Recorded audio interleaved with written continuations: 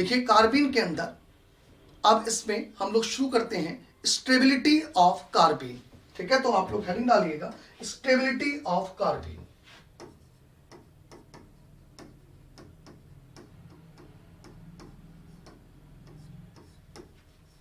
देखिए जब भी कभी हम किसी भी कार्बीन की स्टेबिलिटी की बात करते हैं, किसी भी कार्बीन में स्टेबिलिटी की बात करते हैं, तो हमें ये पता होना चाहिए कि वो कौन कौन से फैक्टर्स होते हैं जिनसे कार्बीन की स्टेबिलिटी कंट्रोल होती है। तो हम ये कह दें कि जो कार्बीन है इसकी स्टेबिलिटी बेसिकली 3 फैक्टर से कंट्रोल होती है।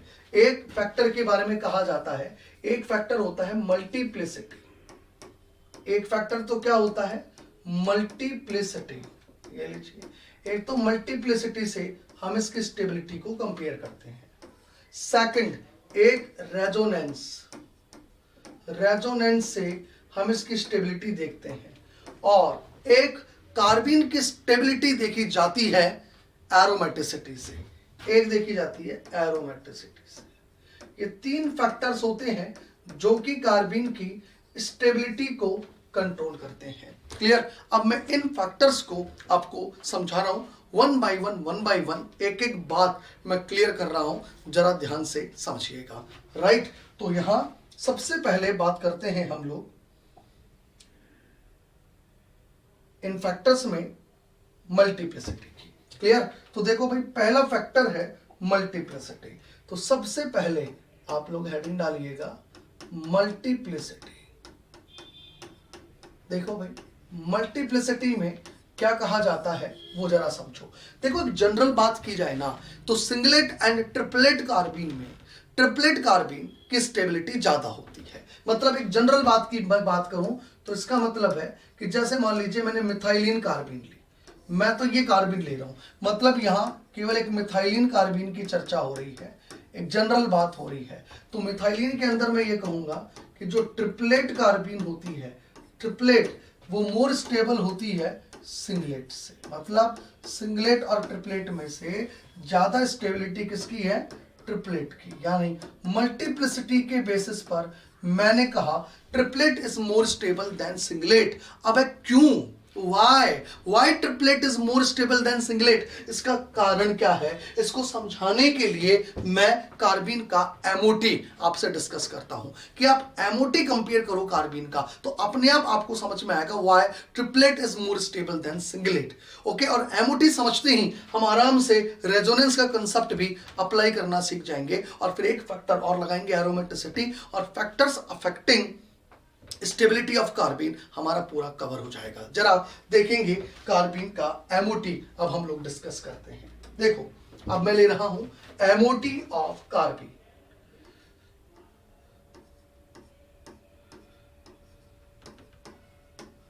देखो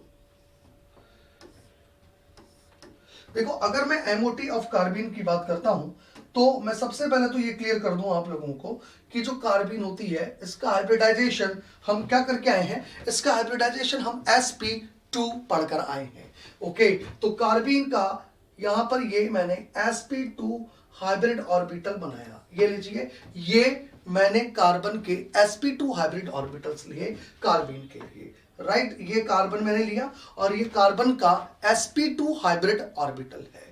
क्लियर? और sp2 हाइब्रिड ऑर्बिटल के साथ मैंने फिर एक p ऑर्बिटल लिया जिसकी एनर्जी कुछ sp2 से ज्यादा होती है, ये हम लोग जानते हैं। ओके, अब हाइड्रोजन का भी एनर्जी लेवल हमको देखना है, तो मैंने क्या बता रखा है कि हाइड्रोजन का एनर्जी लेवल जो होता है वो 1s एनर्जी लेवल वो कार्बन के लगभग आसपास ही होता है, बहुत ज्यादा फर्क नहीं होता है। क्लियर? तो मैं यहां पर ये कार्बन का 1s एनर्जी लेवल बना लेता हूं, अब सॉरी हाइड्रोजन का 1s एनर्जी लेवल बना लेता हूं।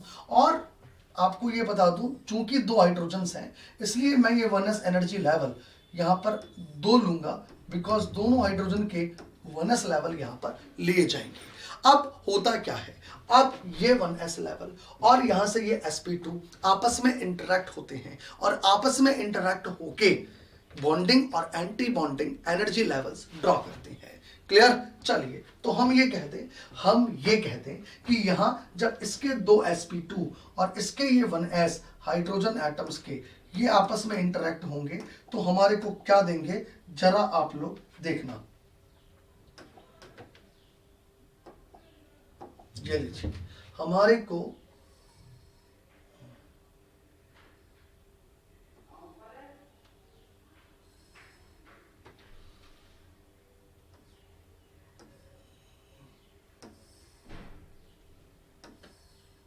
ये लीजिए bonding and anti bonding energy levels provide करते हैं। और एक ये sp2 नॉन बॉन्डिंग रह गया और एक ये p ऑर्बिटल भी नॉन बॉन्डिंग रह गया।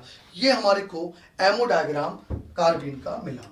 अब मैं ये कह रहा हूं ये एनर्जी लेवल कैसे है, ये बॉन्डिंग एनर्जी लेवल्स है। ये एनर्जी लेवल्स कैसे हैं, एंटी बॉन्डिंग है।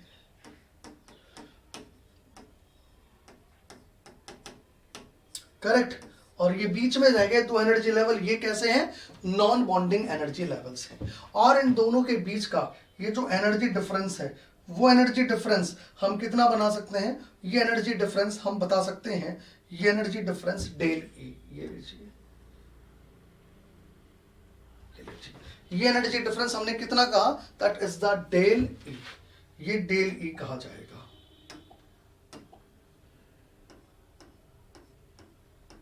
करेक्ट। ये sp2 लेवल है और ये p का लेवल है। अब हम ये भी जानते हैं, समझते हैं कि कार्बन के पास वैलेंस शेल में 4 इलेक्ट्रॉन्स होते हैं और 2 इलेक्ट्रॉन हाइड्रोजन्स के हो गए, तो कुल इलेक्ट्रॉन्स हो गए 6। वो 6 इलेक्ट्रॉन्स मैं यहां पर फिल करता हूं, जरा आप लोग देखेंगे। 1 इलेक्ट्रॉन, 2 इलेक्ट्रॉन, 3 इलेक्ट्रॉन, 4 इलेक्ट्रॉन। अब पांचवा और छठा इलेक्ट्रॉन अगर मैंने यहां पे ऐसे भरा, ये पांचवा इलेक्ट्रॉन भर दिया, ठीक है, ये आपका 5th इलेक्ट्रॉन है, 5th इलेक्ट्रॉन। अब बात हो रही है छठे इलेक्ट्रॉन की। तो देखो भाई, देखो अब ये जो छठा इलेक्ट्रॉन है, समझना, ये जो 6 नंबर इलेक्ट्रॉन है, ये लीजिए, ये 6 इलेक्ट्रॉन की कहानी को जरा आप लोग समझना। ये जो 6 इलेक्ट्रॉन है, इसकी कहानी को आप लोग समझना। ये 6 इलेक्ट्रॉन हो सकता है यहां पर फिल किया जाए। अगर ये 6 इलेक्ट्रॉन यहां पर फिल किया जाएगा तो पहले से प्रेजेंट एक इलेक्ट्रॉन इस आने वाले छठे इलेक्ट्रॉन को रिपेल करेगा। तो हमें इसके लिए कुछ एनर्जी देनी पड़ेगी और वो एनर्जी कहलाती है पेयरिंग एनर्जी। तो अगर आप छठे इलेक्ट्रॉन को यहां पर भरोगे तो मैंने कहा इट रिक्वायर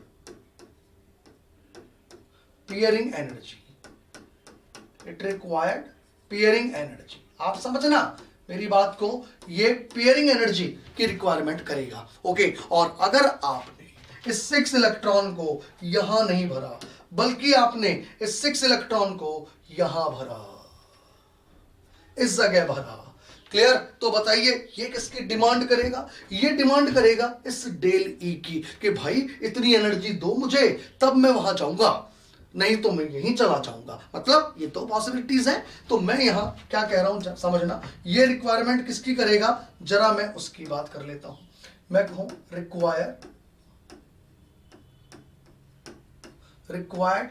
डेल ई, मतलब डेल ई के बराबर एनर्जी हमारे को चाहिए होती है। कब, जब मैं 6 नंबर इलेक्ट्रॉन यहां पर फिल करता हूं तो मुझे ये डेल ई चाहिए, और अगर मैं 6 इलेक्ट्रॉन यहां पर फिल करता हूं तो मुझे पेयरिंग एनर्जी चाहिए। अब दोनों ही प्रकार के प्रोसेस में एनर्जी तो चाहिए।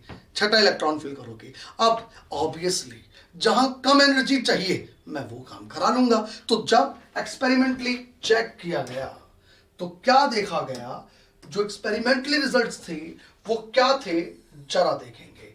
एक्सपेरिमेंटली रिजल्ट्स थे कि del E and pairing energy में से, डेल ई और पेयरिंग एनर्जी में से डेल ई की वैल्यू कम होती है, पेयरिंग एनर्जी की वैल्यू ज्यादा होती है। इसका मतलब अगर आप इलेक्ट्रॉन को इसी में भरोगे तो आपको पेयरिंग एनर्जी देनी पड़ेगी, एक्चुअली ये वैल्यू ज्यादा है।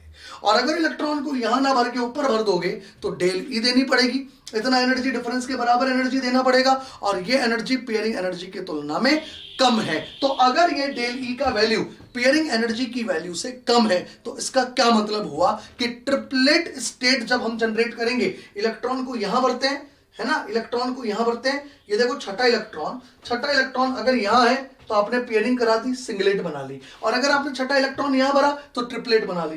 ये देखो इधर देखो, इधर देखो, मैं लिख लेता हूं यहां मैं लिख लेता हूं, जरा आप लोग देखेंगे मैं यहां क्या बना रहा हूं। ये तो क्या बन रही है, ये तो सिंगलेट बन रही है। क्या बन रही है, यहां सिंगलेट बन रही है। और यहां पर क्या बन रही है, अगर इलेक्ट्रॉन यहां भरता हूं तो ट्रिपलेट बन रही है। तो जब आप इलेक्ट्रॉन को यहां भर रहे हो तो डेल ई दे रहे हो, तो डेल ई की वैल्यू अगर कम है, इसका मतलब डेल ई का मतलब यहां जो एनर्जी डिफरेंस है ये अगर कम है तो ट्रिपलेट को बनाने में कॉस्टिंग कम लग रही है। तो इसका मतलब मैं क्या कह सकता हूं कि इसका मतलब ये कह सकता हूं कि दैट मीन्स इसका मतलब क्या हो गया कि that means triplet carbene has less potential energy than singlet carbene. So it is more stable. इसलिए कहा जाता है कि ट्रिपलेट स्टेट की एनर्जी कम होने के कारण ट्रिपलेट कार्बीन सिंगलेट कार्बीन से ज्यादा स्टेबल होती है इन जनरल। यानी सिंपल मिथाइलिन की अगर मैं बात करूं, जो कि डाइएजोमीथेन के फोटोलाइसिस से या थर्मोलाइसिस से ऑब्टेन होती है, वो मिथाइलिन कार्बीन अपनी सिंगलेट एंड ट्रिपलेट स्टेट में से अपनी ट्रिपलेट स्टेट में ज्यादा स्टेबल होती है, जिसका एक्सप्लेनेशन मैंने आप लोगों को यहां ये दे दिया है। ओके, अब मैं आप लोगों से आगे की चर्चाएं करता हूं, जरा आप लोग देखेंगे। देखो, आप लोगों को मैंने ऑर्बिटल व्यू बनाया है, ऑर्बिटल व्यू सिखाया मैंने आपको। देखो, मैं आपसे बात कर रहा हूं ऑर्बिटल व्यू ऑफ कार्बीन, वापस से ऑर्बिटल व्यू ऑफ कार्बीन। और मैंने ऑर्बिटल व्यू कार्बीन का कैसे सिखाया है, जरा आप लोग देखेंगे, जरा समझेंगे।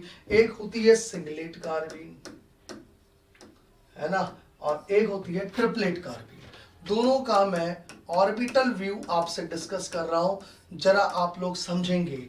अगर मैं सिंगलेट की बात करता हूं तो सिंगलेट का ऑर्बिटल व्यू ऐसे बनाया हमने। ये लीजिए sp2, ये लीजिए यहां x लगा देता था, ये y लगा देता था, करेक्ट है। यहां 2 इलेक्ट्रॉन्स ऐसे भर देता था, ये 2 इलेक्ट्रॉन ऐसे भर देता था, और 2 इलेक्ट्रॉन ये पेयर्ड होते थे सिंगलेट कार्बीन के अंदर। और सिंगलेट कार्बीन के अंदर और क्या होता था, सिंगलेट कार्बीन के अंदर और होता था, ये लीजिए, ये जस्ट परपेंडिकुलर एक अनहाइब्रिड वेकेंट p ऑर्बिटल। ये क्या होता था सिंगलेट कार्बीन के अंदर, ये होता था एक अनहाइब्रिड वेकेंट p ऑर्बिटल होता था, वेकेंट p ऑर्बिटल। क्लियर, ये ध्यान रहे, ये सिंगलेट कार्बीन का ऑर्बिटल व्यू हम लोग करके आए हैं, राइट। अब मैं आता हूं ट्रिपलेट के लिए। ट्रिपलेट में भी याद करो, मैं हाइब्रिडाइजेशन तो क्या कहता था, ट्रिपलेट में भी हाइब्रिडाइजेशन तो sp2 ही कह रहा हूं, और MOT से भी हमने अभी समझा है। ट्रिपलेट में बस फर्क सिर्फ इतना है कि जो 2 इलेक्ट्रॉन है, पांचवा और छठा, उनमें से एक इलेक्ट्रॉन sp2 में है और एक इलेक्ट्रॉन यहां पर भी है, दोनों में एक एक इलेक्ट्रॉन अवेलेबल है। तो ट्रिपलेट की कहानी हम कुछ ऐसे ड्रॉ करते थे, यही करते थे। देखो, ये सिंगलेट कार्बन, ये x है यहां, ये y है यहां, ये हाइब्रिड ऑर्बिटल है यहां, ये बॉन्डिंग इलेक्ट्रॉन्स में यहां पे ड्रॉ करता हूं, 2 इलेक्ट्रॉन ऐसे हैं, 2 इलेक्ट्रॉन्स ऐसे हैं, और यहां पर ये क्या था, ये और ये एक अनहाइब्रिड p ऑर्बिटल था। लेकिन हम लोग ये कहते थे एक इलेक्ट्रॉन यहां इस जगह है और एक इलेक्ट्रॉन इस जगह है। यानी ट्रिपलेट कार्बीन के अंदर sp2 हाइब्रिड ऑर्बिटल में भी एक इलेक्ट्रॉन है और अनहाइब्रिड p ऑर्बिटल में भी एक इलेक्ट्रॉन है, दोनों के पास एक एक इलेक्ट्रॉन्स अवेलेबल है। Is it clear? दोनों के पास एक एक इलेक्ट्रॉन्स अवेलेबल है, इस बात को हम लोगों को समझना है, राइट? अब यहां पर मैंने मल्टीप्लिसिटी के बेसिस पर क्या करा, इन जनरल मैंने क्या बोला कि इन दोनों में से मोर स्टेबल फॉर्म कौन सी है। अगर मैं दोनों की स्टेबिलिटी को यहां कंपेयर करता हूं तो मैं कह रहा हूं कि right now triplet state is more stable than singlet state. और इसका कारण क्या है? इसका कारण बड़ा ही सिंपल है, जो मैंने अभी आप लोगों को बताया। इसका सिंपल सा रीजन ये है कि यहां डेल ई और पेयरिंग एनर्जी, जब इन दोनों को कंपेयर किया जाता है, डेल ई और पेयरिंग एनर्जी को कंपेयर किया जाता है, तो डेल ई का वैल्यू कम रहता है as compare to pairing energy के। So we say that triplet state is more stable than the singlet state। ये अभी तक एक्सप्लेनेशन केवल मल्टीप्लिसिटी के बेसिस पर करवाया है। ओके, अब मैं आपसे डिस्कस कर रहा हूं second factor of the stability of carbene. ये तब जब एक नॉर्मल कार्बीन है तो triplet state is more stable. Clear? अब मैं आपसे चर्चाएं कर रहा हूं सेकंड फैक्टर, और उसे हम कहते हैं रेजोनेंस। और आप इसे ध्यान से समझना, that is very very important. Fischer carbenoid, Schrock carbenoid में भर भर के ये कंसेप्ट आएगा, ध्यान रखना रेजोनेंस का। तो आपको आज ही ये चीजें क्लियर कर रहा हूं, ध्यान से समझना आप लोग। तो रेजोनेंस अब मैं आपको समझाता हूं कैसे मैं स्टेबिलिटी ऑफ कार्बीन को एक्सप्लेन कर रहा हूं। जस्ट वॉच, देखो सेकंड फैक्टर है अब रेजोनेंस। देखो भाई,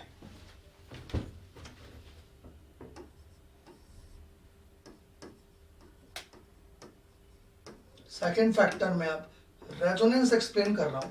देखिए, रेजोनेंस के अंदर यह कहा जाता है कि अगर किसी भी कार्बीन पर कोई इलेक्ट्रॉन रिलीजिंग ग्रुप प्रेजेंट होते हैं तो फिर कार्बीन की सिंगलेट फॉर्म ट्रिपलेट फॉर्म से ज्यादा स्टेबल हो जाती है और वो कार्बीन एक न्यूक्लियोफिलिक कार्बीन की तरह बिहेव करने लगती है। करेक्ट? मैंने क्या बोला समझना। If there is electron releasing group are present in carbene,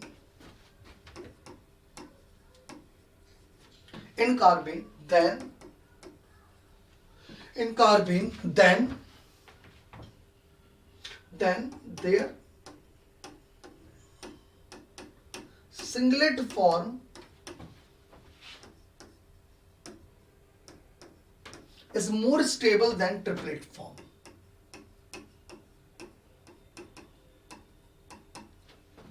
Then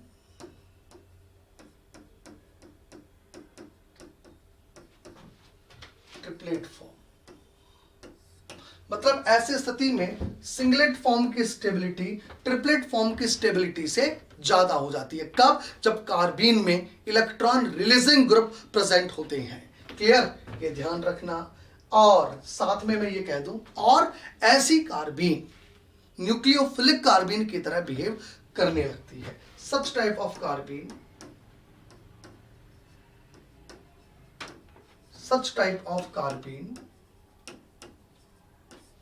behave as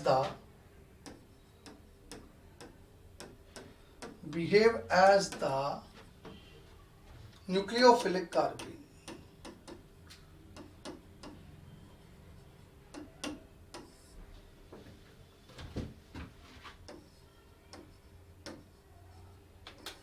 okay, अब देखिए यहां पर मैं आप लोगों से क्या डिस्कस करने वाला हूं, जरा समझना आप लोग। एक तो मैं आपसे ये डिस्कस करने वाला हूं कि इलेक्ट्रॉन रिलीजिंग ग्रुप के लगाने से ऐसा क्या हो जाता है, क्यों सिंगलेट फॉर्म ट्रिपलेट फॉर्म से ज्यादा स्टेबल हो जाती है। पहला पॉइंट ये हमें क्लियर करना है। दूसरा पॉइंट कि न्यूक्लियोफिलिक फिर कैसे हो जाती है कार्बीन, मतलब कैसे ये कार्बीन न्यूक्लियोफाइल की तरह बिहेव करने लगती है, इनका न्यूक्लियोफिलिक बिहेवियर कैसे हो जाता है। तो दो पॉइंट्स जो मैं अब आप लोगों से यहां डिस्कस करने वाला हूं। पहला, why singlet form is more stable then triplet form and why such type of carbene behaves as the nucleophilic carbene। ये दोनों बातों को जरा समझना आप लोग। देखो मैं क्या कर रहा हूं यहां, देखो मैंने क्या किया, ये एक कार्बीन ली और मैंने कहा इस कार्बीन के ऊपर ये दो ग्रुप लगे हैं G और G, और ये दोनों ही प्रकार के जो G हैं मैंने कहा ये ग्रुप कैसे हैं, इलेक्ट्रॉन रिलीजिंग ग्रुप। करेक्ट। अब ये इलेक्ट्रॉन रिलीजिंग ग्रुप कौन हो सकते हैं, मैंने कहा ये OH हो सकते हैं, ये OR हो सकते हैं, ये NH2 हो सकते हैं, ये NHR हो सकते हैं, ये NR2 हो सकते हैं, एटसेट्रा। इस प्रकार के ये ग्रुप हो सकते हैं। क्लियर। अब हमें ये देखना है अगर इस प्रकार के ग्रुप्स इस कार्बीन पे लगे हुए हैं तो मैंने कहा अब इसकी जो सिंगलेट फॉर्म है और इसी की जो एक ट्रिपलेट फॉर्म है, दोनों में से किसकी स्टेबिलिटी ज्यादा कही जा रही है, मैंने कहा singlet form is more stable than triplet form.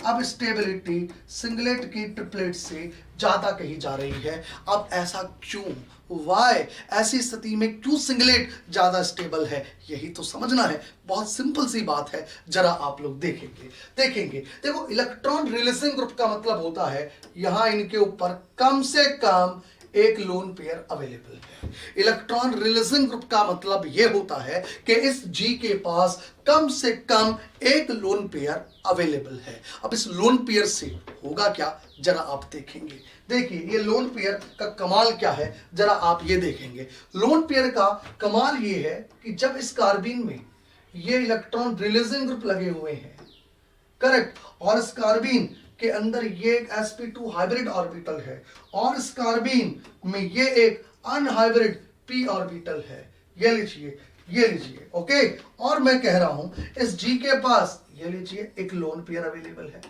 Yellow. इधर इस वाले G के पास भी एक लोन पेयर अवेलेबल है, ये लीजिए, करेक्ट, जो कि ऑब्वियसली p ऑर्बिटल में है।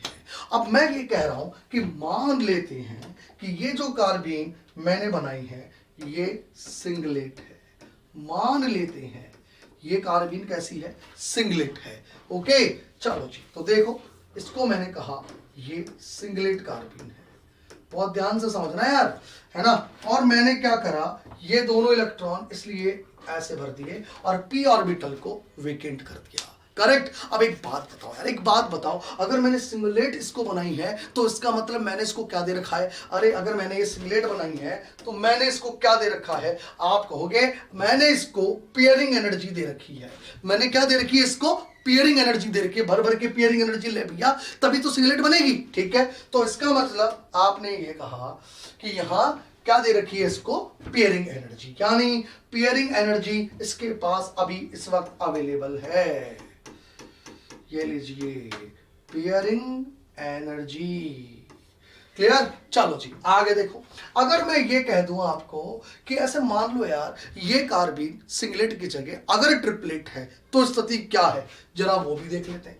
ये G है, ये G है, ठीक है। और मैंने क्या करा, इस G पर ये लीजिए ये इलेक्ट्रॉन रिलीजिंग ग्रुप है, यहां ये G इलेक्ट्रॉन रिलीजिंग ग्रुप है, ये लीजिए ओके। और ये कार्बीन ऑब्वियसली अगर ट्रिपलेट है तो स्थिति कुछ ऐसी है, ये लीजिए एक इलेक्ट्रॉन यहाँ है, एक इलेक्ट्रॉन यहाँ है, ये मैंने यहाँ ट्रिपलेट कार्बीन बना ली, ये लीजिए ये ट्रिपलेट कार्बीन बना ली, करेक्ट। एक बात बताओ यार मुझको, अगर ये ट्रिपलेट कार्बीन मैंने बनाई है तो छठा इलेक्ट्रॉन मैंने कहां भरा है, p ऑर्बिटल में, और अगर p ऑर्बिटल में भरा है तो मैंने इसको कौन सी एनर्जी दे रखी है, मैंने इसको डेल E दे रखी है। क्या दे रखी है, डेल E, यानी कि यहां मैंने डेल E दे रखी है।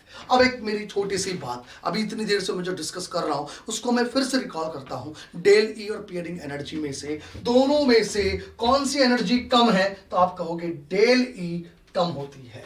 अगर डेल ई कम होती है तो इसका मतलब in general which form is more stable, triplet form is more stable in general, तब तक जब तक केवल डेल ई और पेयरिंग एनर्जी, बस यही दो प्रकार की एनर्जी चल रही है। लेकिन भाइयों यहां रेजोनेंस भी है। रेजोनेंस अगर है तो रेजोनेंस एनर्जी का भी जिक्र होगा यहां पे, और वो रेजोनेंस एनर्जी क्या है वो आपको समझनी है। जब इस कार्बीन में इलेक्ट्रॉन रिलीजिंग ग्रुप लगे हुए होते हैं, जब इस कार्बीन में इलेक्ट्रॉन रिलीजिंग ग्रुप लगे हुए होते हैं, तो इलेक्ट्रॉन रिलीजिंग ग्रुप का ये जो लोन पेयर है वो इस अनहाइब्रिड वेकेंट पी ऑर्बिटल के साथ ये बैक बॉन्डिंग करता है। ये लीजिए, ये क्या दिखा दी मैंने, बैक बॉन्डिंग दिखा दी। करेक्ट। ऐसे ही एक और बैक बॉन्डिंग मैं यहां पर आप लोगों को शो करता हूं। देखो ऐसी ही एक और बैक बॉन्डिंग आपको यहां भी नजर आ रही है।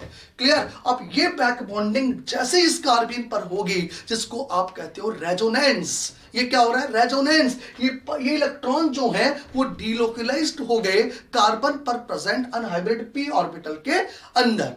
डीलोकलाइज्ड हो गए यानी कि रेजोनेंस चलने लगा, और रेजोनेंस अगर चलने लगा तो some amount of energy released, that is called resonance energy. तो हम ये कह दें यहां कि because of such type of resonance. आ रही है बात समझ में। अगर मैं यहां ये रेजोनेंस शो कर रहा हूं तो बताइए इस प्रकार की रेजोनेंस से, इस प्रकार के रेजोनेंस से मैं क्या शो करूंगा कि इस प्रकार के रेजोनेंस के कारण कुछ अमाउंट ऑफ एनर्जी रिलीज हो रही है, that is called resonance energy.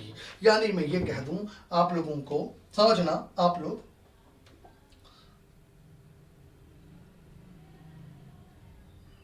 ये लीजिए, मैं ये कह सकता हूं कि because of resonance, because of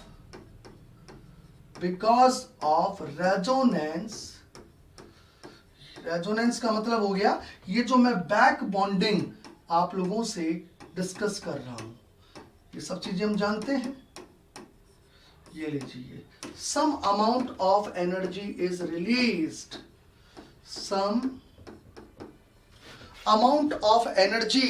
some amount of energy is released,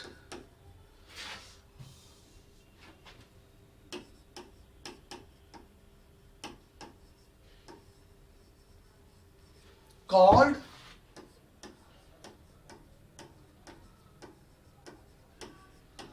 resonance energy. इससे कुछ अमाउंट ऑफ एनर्जी रिलीज हो रही है सिंगलेट फॉर्म में, जिसको हम रेजोनेंस एनर्जी का नाम दे रहे हैं। लेकिन इस प्रकार का रेजोनेंस अगर मैं कहूं क्या यहां है, तो आप कहोगे नहीं, इस प्रकार का रेजोनेंस यहां पर नहीं है। क्यों नहीं है? बिकॉज पी ऑर्बिटल में एक इलेक्ट्रॉन ऑलरेडी है और इससे ये दो इलेक्ट्रॉन ले नहीं सकता, क्योंकि यहां इस प्रकार की बॉन्डिंग पॉसिबल नहीं है। क्योंकि जब एक मॉलिक्यूलर ऑर्बिटल बनेगा बॉन्डिंग में, तो उसमें मैक्सिमम 2 इलेक्ट्रॉन आप रख सकते हो, 3 इलेक्ट्रॉन नहीं रख सकते। तो इसका मतलब ये हुआ कि यहां इस प्रकार का रेजोनेंस का कंसेप्ट नहीं है। तो आप देखिएगा, जब तक ये रेजोनेंस एनर्जी का जिक्र नहीं था, जब तक ये रेजोनेंस नहीं था, तब तक 2 ही प्रकार की एनर्जीज थी, और वो थी डेल ई और पेयरिंग एनर्जी। लेकिन अब यहां सिंगलेट फॉर्म के अंदर इलेक्ट्रॉन रिलीजिंग ग्रुप के हो जाने के कारण सिंगलेट फॉर्म ज्यादा स्टेबल क्यों होती है, यानी कि किसी भी कार्बीन में इलेक्ट्रॉन रिलीजिंग ग्रुप के लग जाने के कारण सिंगलेट और ट्रिपलेट में से सिंगलेट फॉर्म ज्यादा स्टेबल क्यों हो जाती है, वो हम इस रेजोनेंस से समझा सकते हैं। क्या मतलब कि देखिए, अगर मैं ऐसे ही कुछ हाइपोथेटिकल डेटा लेके बात को आपको समझाऊं कि मान लेते हैं ये कार्बीन था और इस कार्बीन में मैंने ये इलेक्ट्रॉन रिलीजिंग ग्रुप लगा रखे थे। आ रही है बात समझ में? ये लीजिए, ओके, ये लीजिए, ये कोई कार्बीन थी, ओके, ये लीजिए।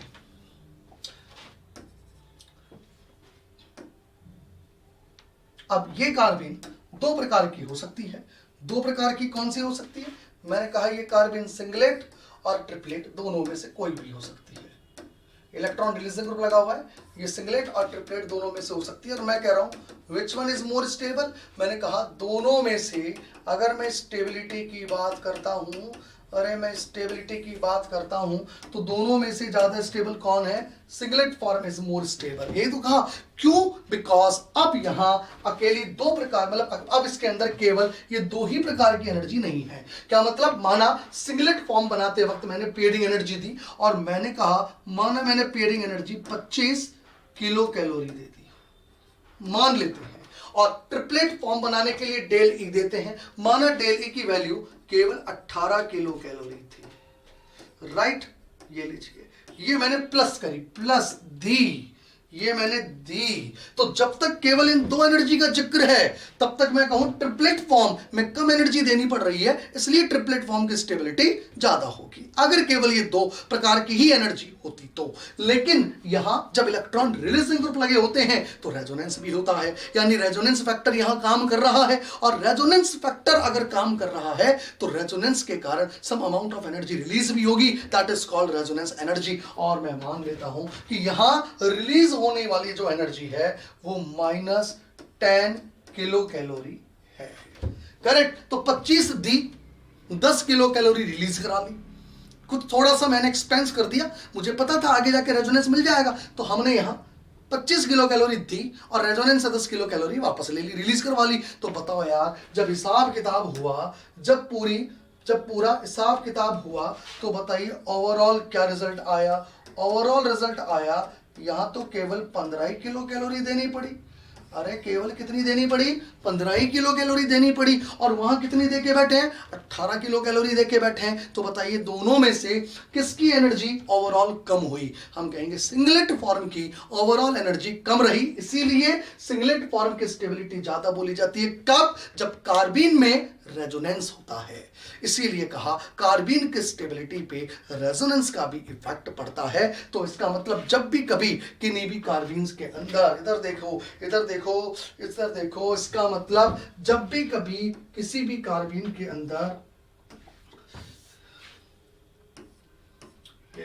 कोई इलेक्ट्रॉन रिलीजिंग ग्रुप लगे हुए होते हैं, इसका मतलब क्या हो गया? ये ग्रुप OH हो जाए या OR हो जाए या NH2 हो जाए या NR2 हो जाए या NHR हो जाए, इवन हेलोजन भी हो जाए। याद रखना, हेलोजन पे भी तो लोन पेयर होता है। तो हमेशा इस प्रकार की जो कार्बीन्स होती हैं इनमें सिंगलेट फॉर्म की स्टेबिलिटी ट्रिपलेट फॉर्म की स्टेबिलिटी से ज्यादा होती है। ये मैं आप लोगों को कह रहा हूं, यहां पे ये ध्यान रखना, that is very very very very very very important concept. ये आगे OMC में काम में लेना है हम लोगों को। ये रेजोनेंस से मैंने एक्सप्लेन किया, ये चीज आपको पता होनी चाहिए। क्लियर? अब आप देखिएगा, अगर मैं यहां इस वाली कार्बीन की बात करता हूं, ये लीजिए,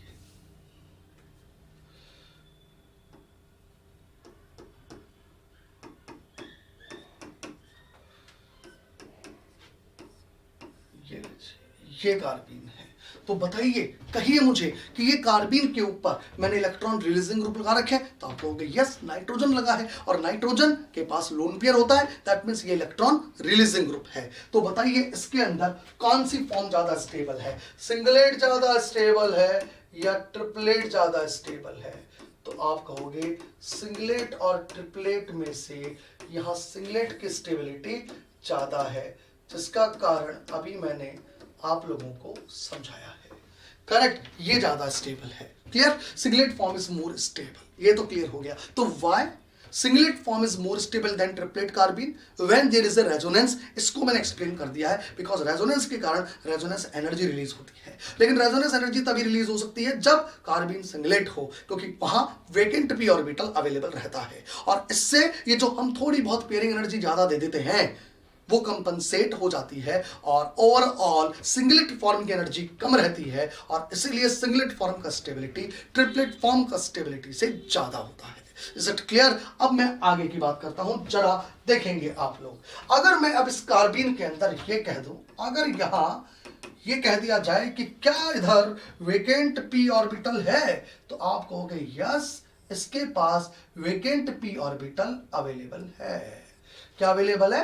वेकेंट p ऑर्बिटल। ये p ऑर्बिटल वेकेंट है बिकॉज वो जो मैंने 2 इलेक्ट्रॉन शो करे हैं, अरे वो तो हाइब्रिड ऑर्बिटल sp2 के पास है ना, तो उसको तो आपको इसमें लेना ही नहीं है, करेक्ट। अब होता क्या है जरा देखेंगे, अगर ये नाइट्रोजन पर उपस्थित ये जो लोन पेयर हैं, अगर ये जो लोन पेयर है, ये लोन पेयर, अगर ये इलेक्ट्रॉन इधर से इधर आते हैं तो देखो इसी की एक रेजोनेटिंग स्ट्रक्चर हम ये बना लेते हैं। ये लीजिए, ये आ गया, ये प्लस हो गया, ये 2 हो गया, चूंकि ये प्लस आ गया तो ये माइनस हो गया, इलेक्ट्रॉन इसको मिले हैं -2 इलेक्ट्रॉन वो sp2 वाले यहां पर लगे हुए हैं, लगे रहने दो। ये लीजिए, इसी कार्बन की ये एक रेजोनेटिंग स्ट्रक्चर बन जाती है और इस पर नेगेटिव चार्ज आ चुका है, इसलिए ये एक न्यूक्लियोफिलिक साइट बन चुकी है। ये क्या बन चुकी है? न्यूक्लियोफिलिक साइट बन चुकी है, इसलिए इस कार्बीन को हम न्यूक्लियोफिलिक कार्बीन कह देते हैं।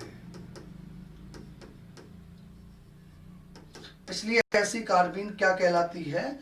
न्यूक्लियोफिलिक कार्बीन कहलाती है, याद रखना। तो जब भी कभी कार्बीन में इलेक्ट्रॉन रिलीजिंग ग्रुप लगा हुआ होता है तो हम कहते हैं वो कार्बीन कैसी हो गई?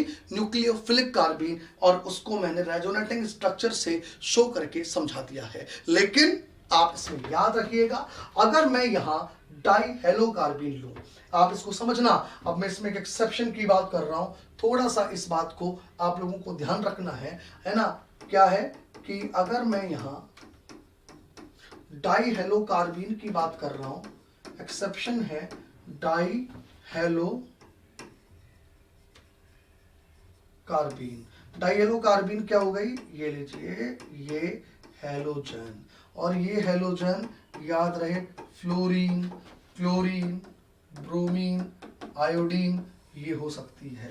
अगर आपसे ये कहा जाए कि क्या यहां पी पाई बॉन्डिंग है, तो आप कहोगे यस पी पाई बॉन्डिंग है। अगर कोई आपसे कहे रेजोनेंस एनर्जी है, तो आप कहोगे यस रेजोनेंस एनर्जी है। तो बताइए इसकी सिंगलेट और ट्रिपलेट में से कौन सी फॉर्म ज्यादा स्टेबल है? तो आप कहोगे obviously singlet form is more stable then the triplet form. तो मैं यहां कहूंगा, अगर मैं यहां स्टेबिलिटी को कंपेयर करता हूं इन डाई हेलो कार्बीन की, अगर मैं इन डाई हेलो कार्बीन के स्टेबिलिटी को कंपेयर करता हूं, तो स्टेबिलिटी सिंगलेट फॉर्म की ट्रिपलेट फॉर्म से ज्यादा होती है।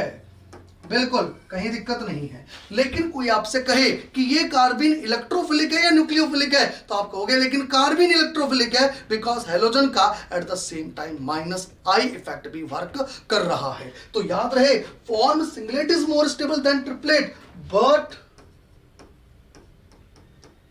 it is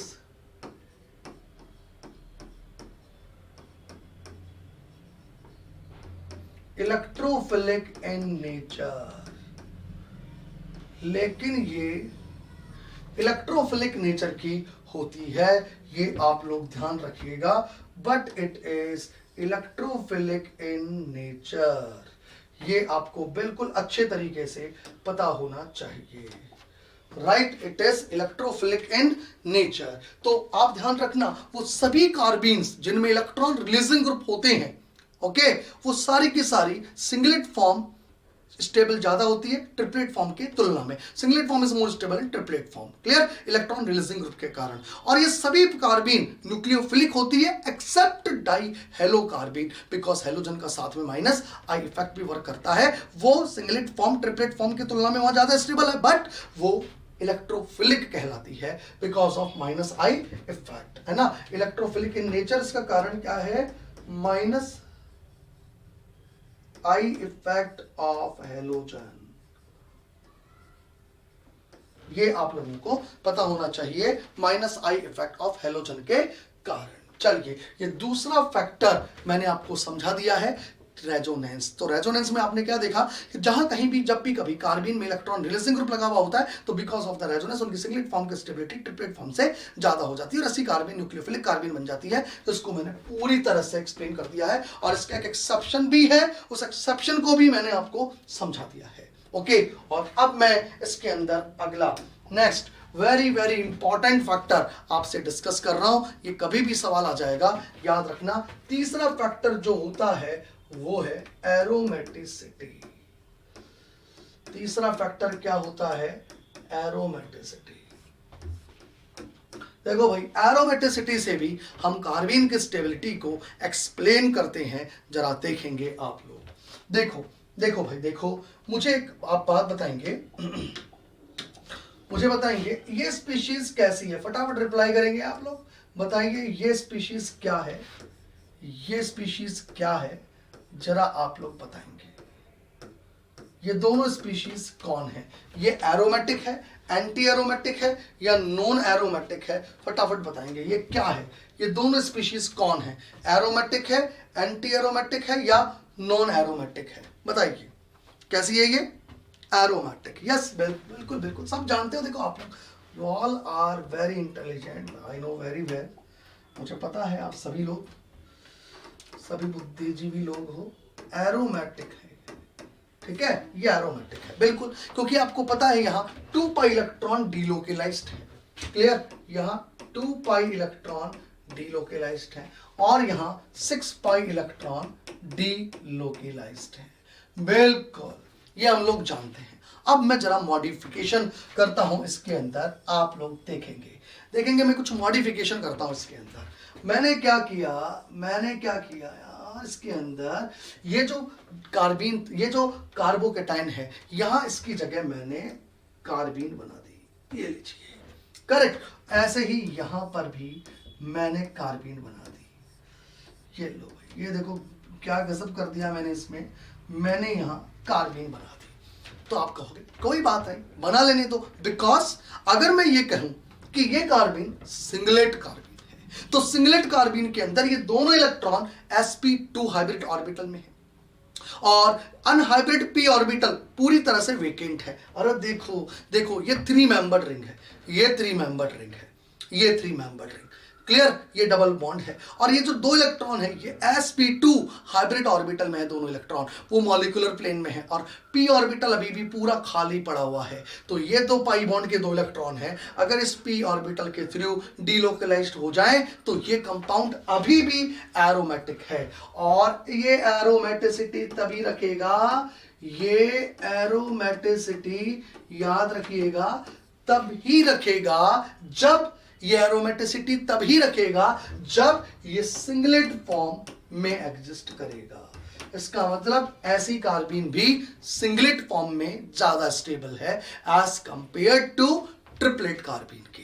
clear? ऐसे ही अगर मैं इसकी बात कर लूं, but it is the tropylium cation, तो ये ट्रोपाइलियम टाइप की कार्बीन हो गई।